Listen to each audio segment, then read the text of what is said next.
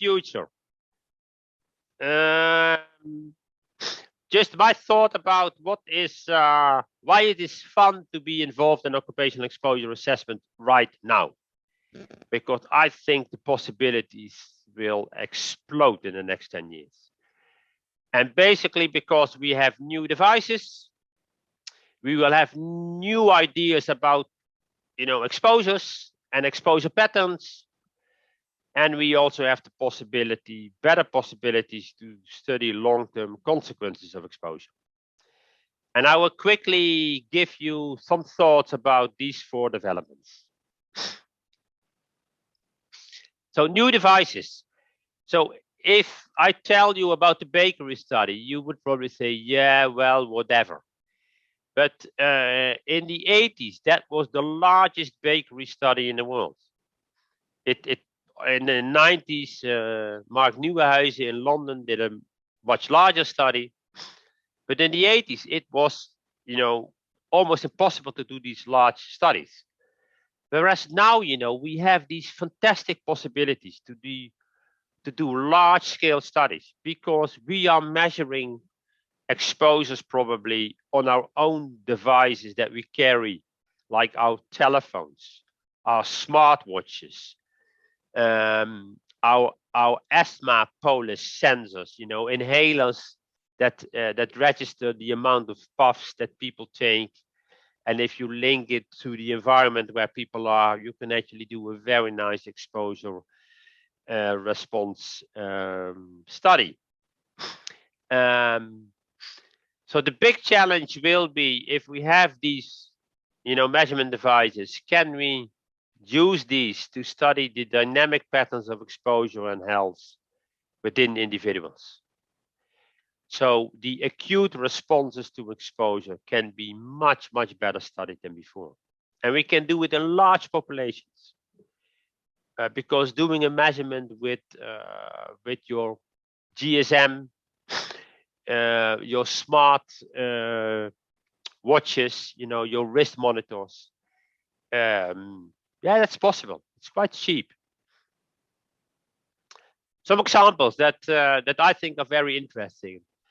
For example, this is a network where they use smartphones to measure noise and also to measure sleep quality.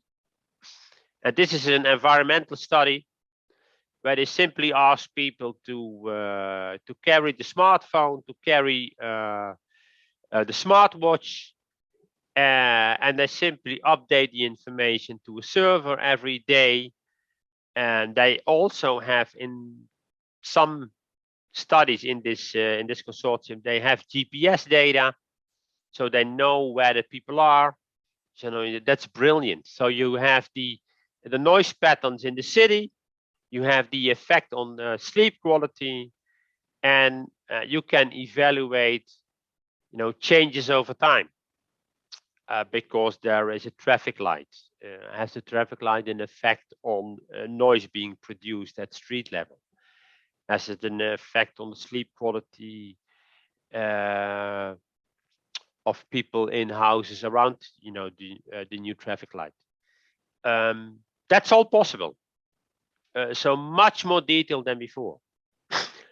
Another interesting example, this has been on the market now since 2004. This is a research group who is using these, these plastic devices that we are all wearing, and they hand them out to workers. They send them by mail, actually, and they ask workers to wear them for 5 days and mail them back. And then they analyze the pesticides, the organic solvents, and the phthalates on the surface of these,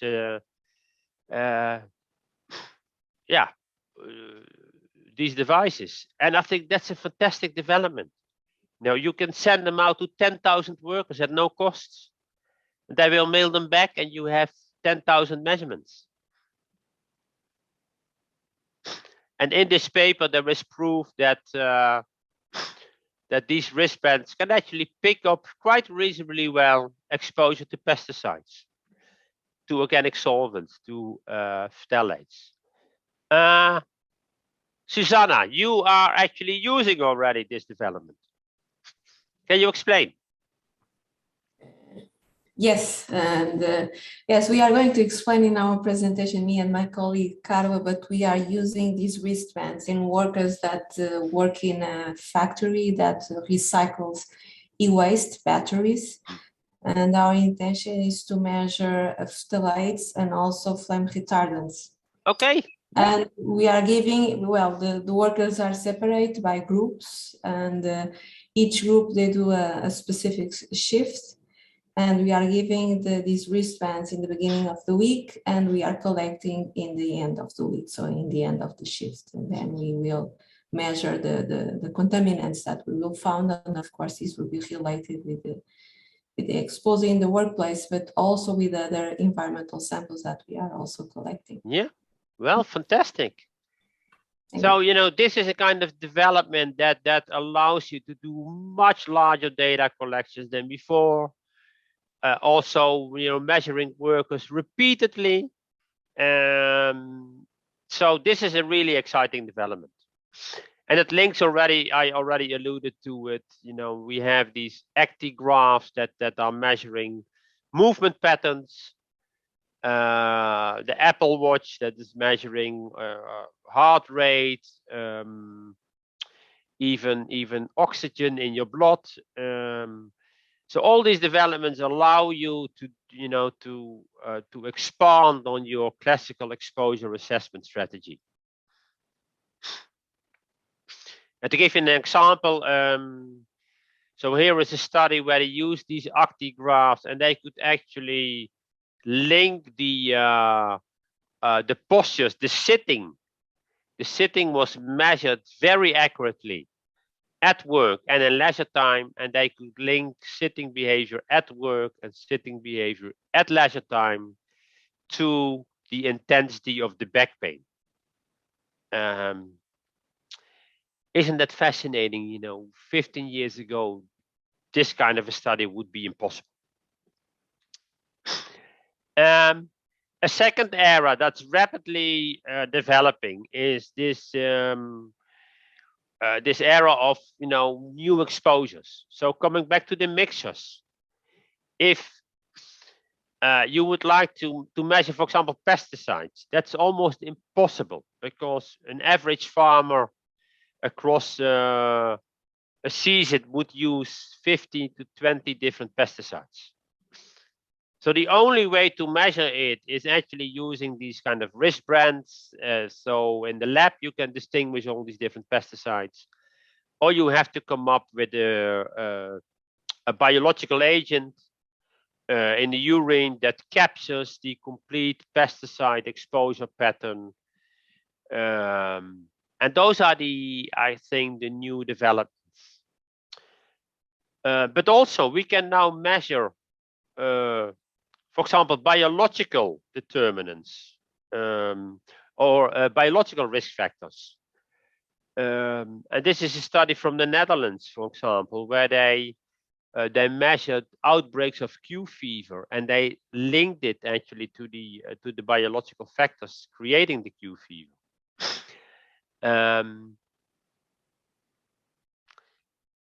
So from exposure to a single agent to multiple agents. So this is just an example that I picked up from literature. You know, in urine, you know, they collect urine samples and they can measure different organophosphates.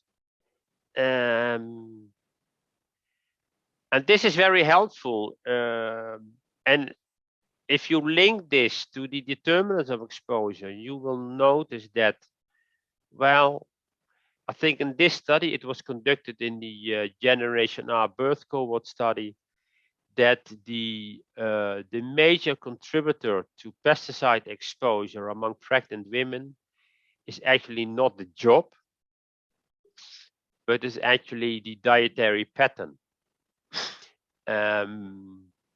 Because if they would eat apples, for example, apples are contaminated, outside contamination of pesticides. And women that eat lots of apples actually have a higher exposure to pesticides than women who don't eat apples. And that's interesting. And you can pick this up by analyzing these metabolites in urine. Biological exposure assessment is now also possible. So this is the story of Q fever in the Netherlands. It was an epidemic, and the Dutch municipal health services were not very good in identifying what was happening. And so we had a huge number of cases of Q fever in the early 2009s, and it's now being studied. What is the risk of Q fever in society? And this is the picture that I really like. So here they have farms where they can actually identify number of cases of Q fever in the neighborhood of a farm, and they can model the exposure from the farm with exposure distributions of the causal agent of Q fever, because they can measure this causal agent of Q fever, the Coxella bacteria. They can measure it now in the air, and that was not possible 10 years ago. And another example is, of course, electromagnetic fields. This is a picture from a study of Hans Kromhout in the city of Amsterdam. And by doing all these measurements, they could model the exposure patterns in the city. And this is a very nice data source now for large epi studies on potential health effects of EMF. Again, this was not possible 10 years ago. Individual exposure patterns. And that's where we have now this buzz about the exposome. So can we measure exposure patterns, not one single exposure, but we measure all different routes of exposure of different agents during the life course? And that's I think this is a very powerful paper published about almost 10 years ago. So this exposome idea that we have different exposure routes through the workplace, diet, the environment where we are, the products that we use, cosmetics, things like that, and we can all link this idea about particular exposures in this exposome exposure idea.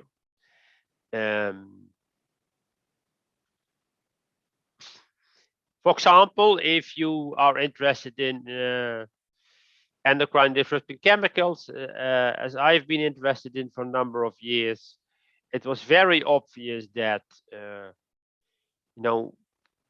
I thought that workplace exposure would be key. But then we started to do studies, and we quickly identified that we have all these sources of exposure, products that children are, playing with, the packaging of the food. If food like cheese is wrapped in plastic, you can actually measure BPA and phthalates in the cheese. We have also building materials. We have cosmetics that create exposure to phthalates. We have clothing and textiles. So we have all these different sources that create exposure to endocrine disrupting chemicals. And we need to come up with unified exposure metrics, preferably urine samples, I think. And then, try to identify the contribution of these particular exposure sources to the urine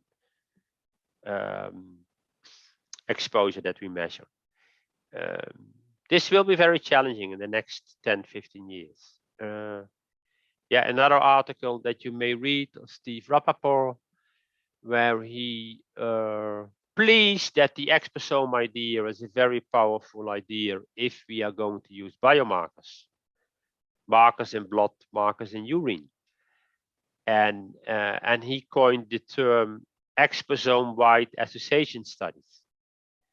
So you probably are familiar with GWAS, where you have from a genetic-wide association studies, genomics, we can now do exposome-wide association studies.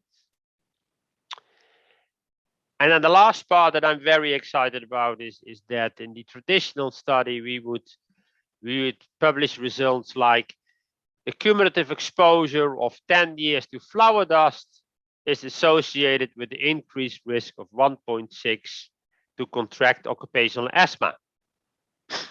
And in itself, that's an interesting figure. But now we can track these people through the registers. And we can, for example, estimate what will happen if they contract occupational asthma to their working careers. So are they dropping out prematurely of work? Will they lose a particular number of, productive working years? And this is where the economic loss will happen. Not the fact that the person will get the asthma, but the fact that the person will be out of a job. That's where the economic loss is. And then, of course, we can come up with ideas about interventions. For example, if we are able to reduce the exposure to flower dust with 20%, what will happen? Well, we will have less occupational asthma, but we will have less people who drop out of paid employment. We will have less disability adjusted life years. So we can now, try to link our occupational exposure to the assessment of the risk on particular outcomes, to a life course perspective of a worker who wants to remain in the job, who wants to earn a decent living. And we can even link it to the famous global burden of disease, the disability adjusted life years. So these are the kind of, new avenues that we can explore in the next 10 years. And I think that's very exciting. So it's good to be a researcher in occupational health right now. And with that, I would like to end my 2 lectures. Are there any questions you have or any remaining observations you would like to share with us?